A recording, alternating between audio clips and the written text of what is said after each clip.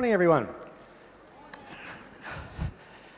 At the last census, there was a question regarding work, something along the lines of, what were you doing for the last week?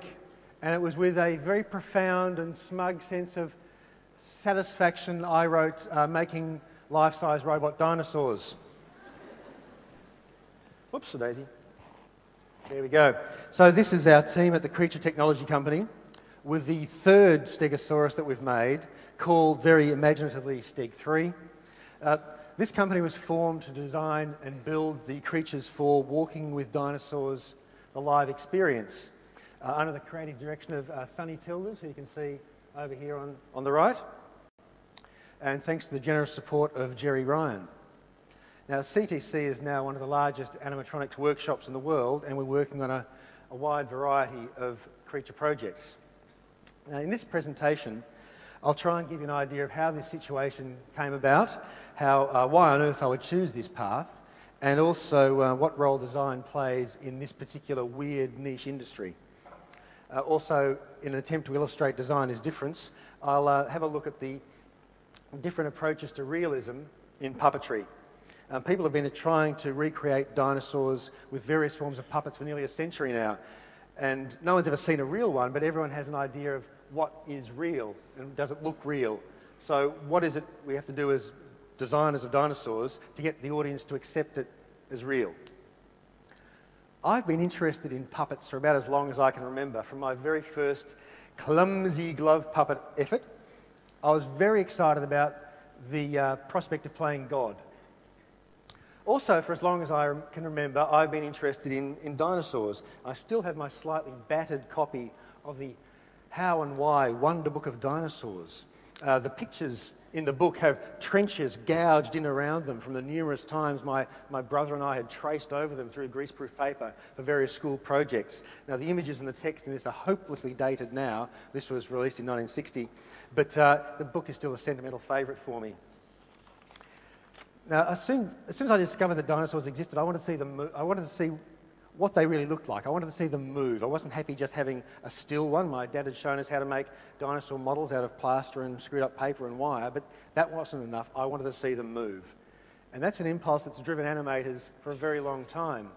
Back in the 1920s, Willis O'Brien pioneered a lot of stop motion or puppet animation with dinosaurs here in the Lost World, which led him to King Kong in 1933. Now, I didn't get to see King Kong as a child, but I did get to see Ray Harryhausen's Valley of Guanji, which had a huge influence on me because this thing was real. This was a real Allosaurus. It was stomping around, interacting with its environment, eating things, and I was a believer. I thought, this is what I want. So I had a crack at stop motion. This is an armature I made for a stop motion Super 8 effort, and I also started working on a little stop motion Tyrannosaurus, naturally enough, done with foam and wire. It was rubbish to animate, as it turned out, but I was starting to work with latex and dinosaurs, and I was very, very happy. Now, going through the excruciating slow process of just incrementally moving a model and then photographing it and then waiting for weeks for the film to come back from the chemist wasn't that fabulous, because I usually found out I'd buggered up the focus when it came back and would have to start again. So I moved on from stop-motion puppetry to theatre puppetry.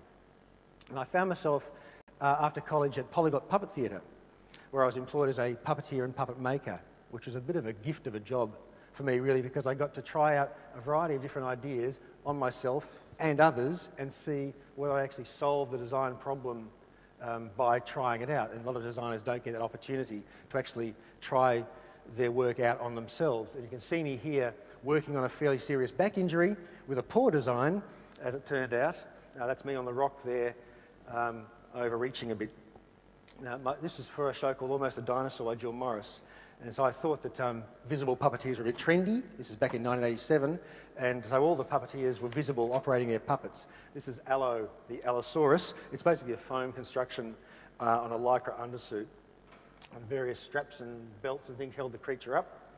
And the arms, you hold the head out the front in a kind of forearm strengthening way. Not a good idea. As you can see, dinosaurs, always a surefire hit with the kids. They love them. So with this part By the way, the monsters are still, those dinosaurs are still roaming around at various things. This is how they look now. This is their second incarnation.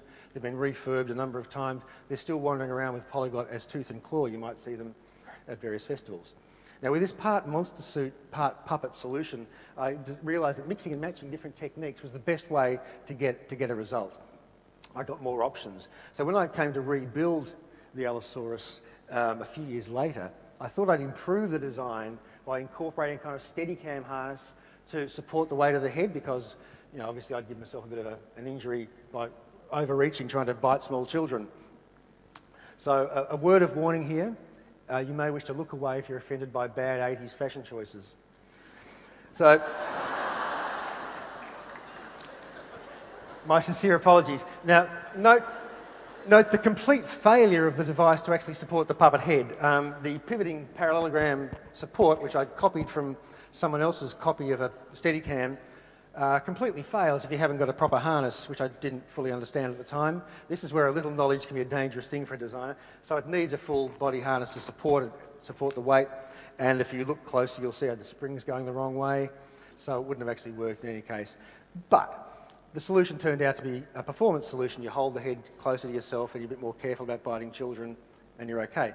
But the Steadicam idea has come back 20 years later into our current dinosaur designs, you'll see a bit later on. Now, during the 80s, state-of-the-art monsters and creatures weren't just stop motion or suits. We had animatronics. Now, animatronics generally has come to mean a combination of techniques derived from special makeup effects, incorporating servo motors, electrical motors, hydraulics, pneumatics, and using some kind of programmed way to create a highly naturalistic, realistic form of puppetry, often supplemented by cable controls and rods. So this is, whoops, Daisy, get rid of that. Oh my God. This is one of my first ventures into animatronics. This is a dragon from a full-length pilot film called Balanced Particle Freeway, and the mechanisms here made by Richard Hart of Dream Puppets.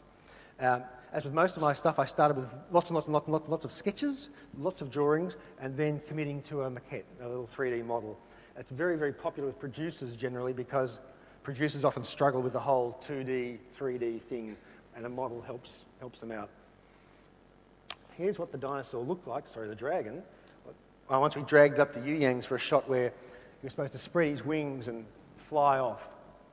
A word of warning, if you do take a giant dragon puppet up the Yu-Yangs for a shot where he opens his wings, check the wind conditions first. Because we went like that, and the wings went and snapped, and the puppeteer nearly vanished off the back of the cliff. Little health and safety issue there. By this stage, very neatly coinciding with my 30th birthday, Jurassic Park was released. Now, this set a new benchmark for naturalistic representations of dinosaurs. And even though there's a lot of hullabaloo about how fabulous the computer animation was, a lot of this film was still puppetry. It was a hybrid solution of animatronics, CGI, and sometimes plain old people in suits, if you look closely. Now, puppetry is really a designer's dream because everything that you want, you have to create, you have to make. It's not like acting, where if a performer wants to become someone else, they have to act, they have to pretend to be something else. With a puppet, you work out what it needs to be and you make it so it is that thing. It can just be, there it is. But this is where film animatronics and conventional puppetry kind of go their separate ways. Because generally speaking, in film animatronics, we're trying to convince you that the puppet is something other than a puppet. You don't want people to think about it being a puppet. Now, some of you might be old enough to remember when Steve Vizard had a Tonight Show, and one evening they presented this amusing scene where they gaffer taped a small lipstick camera onto the back of a live turtle, and they'd let it go around the studio, and it had been turtle cam. And someone in the production had the bright idea that they could sell this funny idea that the turtle had escaped and was continuing to broadcast. And so subsequently we were commissioned to make this realistic turtle to match what had already been seen. So it's relatively convincing despite the seam line along the side there, but you couldn't see that from the camera's POV.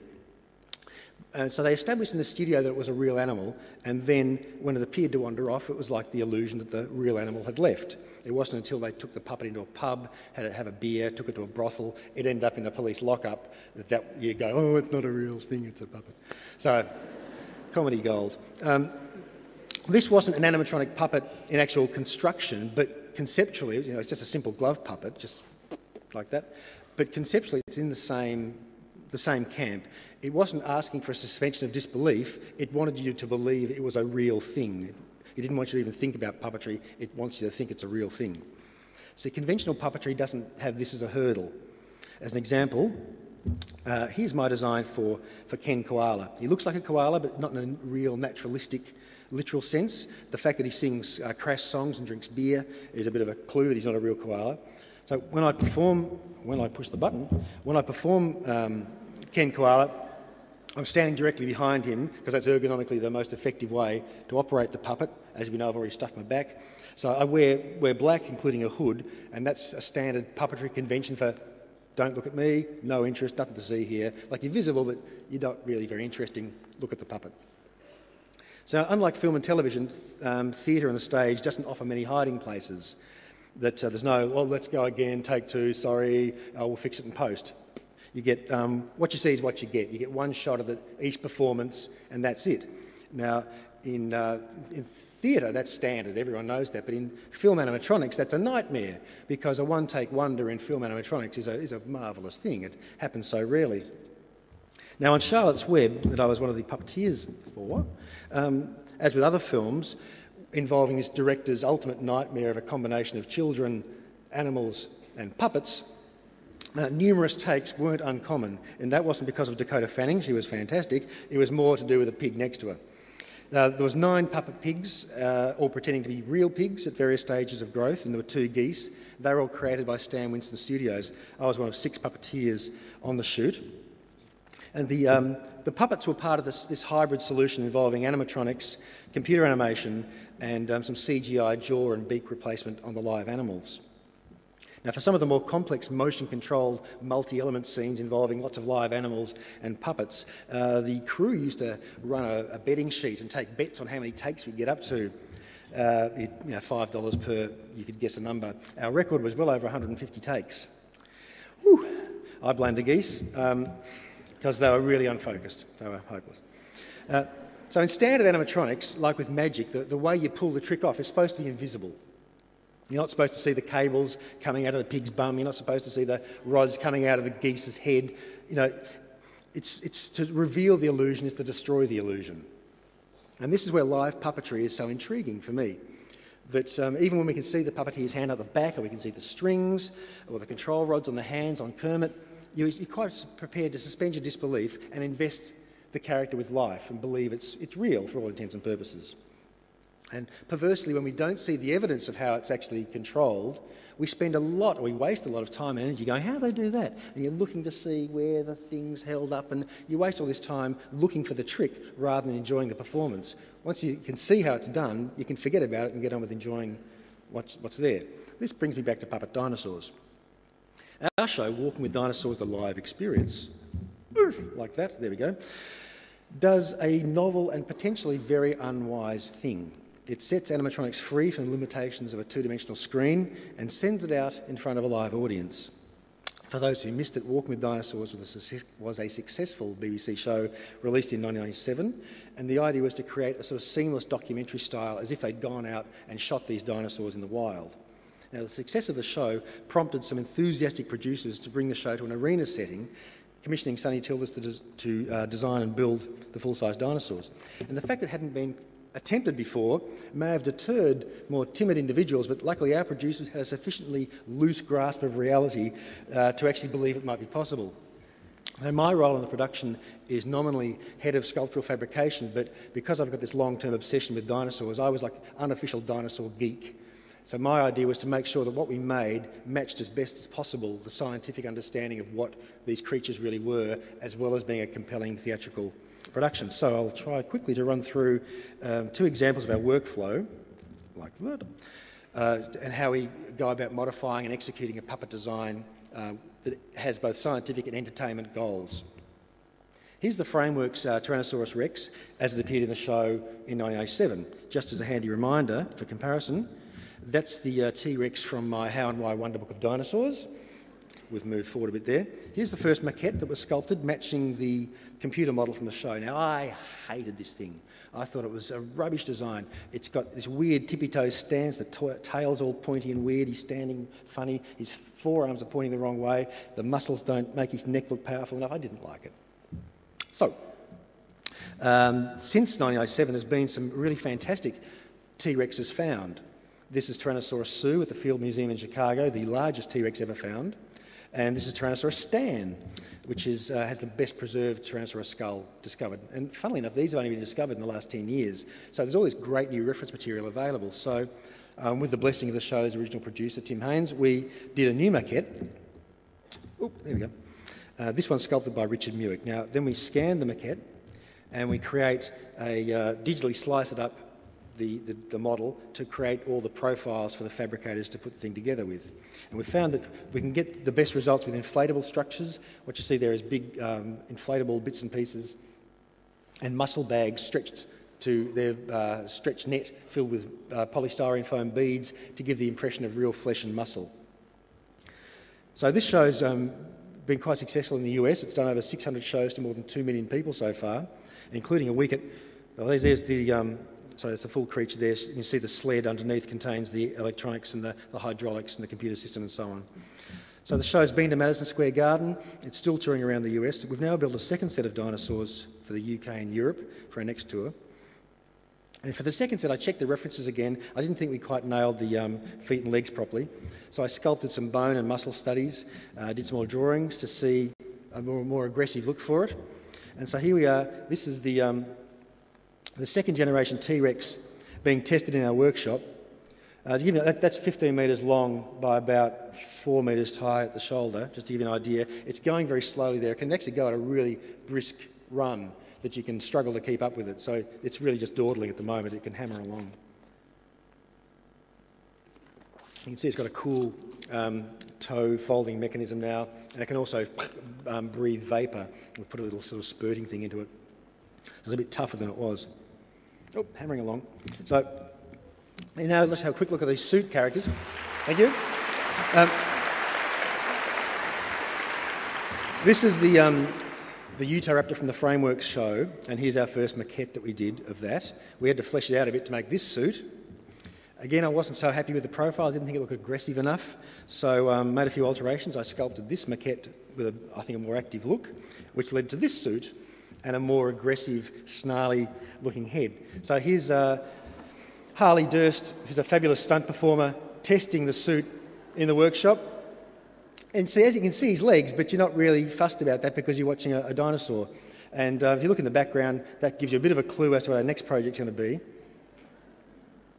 But again, this is now incorporating improvements like carbon Kevlar head sculpt and inflatable tail to keep the weight down, TIG welded frame inside it. So it's we're trying to improve it the whole time to make it easier to operate, to do more. So from fairly modest origins, come on, Harley, you're finishing up.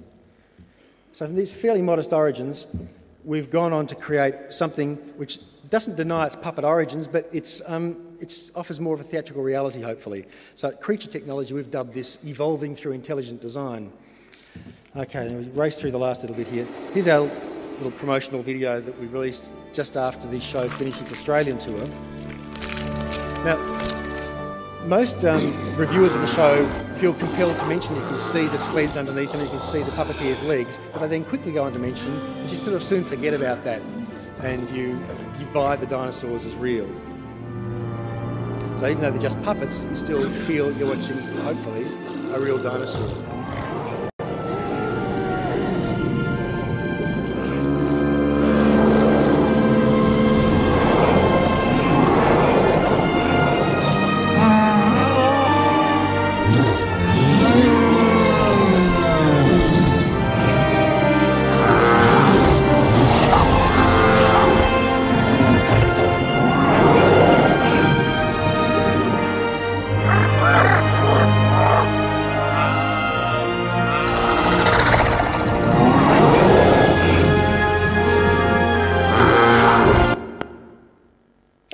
Stop there.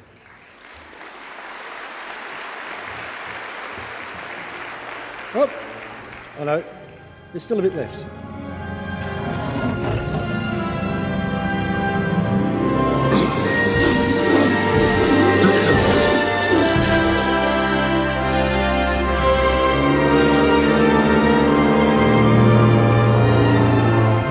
Brachiosaurus is about 10 metres tall, about 25 metres long. We have that big projection screen at the back. It's about a 15-metre wide projection screen for those images.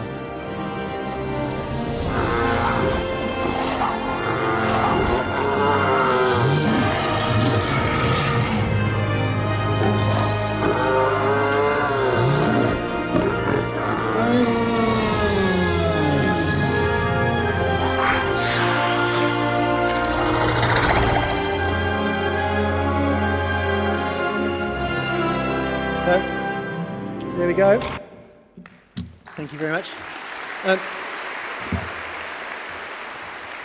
Thank you. So that shows continuing in the United States will now continue on around the UK and Europe. And I think its success is testament to the enduring power of puppetry to engage an audience, whether they're looking back to the simple glove puppet or whether it's a sophisticated animatronic construction. So I've been trying to do the same thing in different ways for quite a few years now, and hopefully I can continue to do the same. Thanks very much.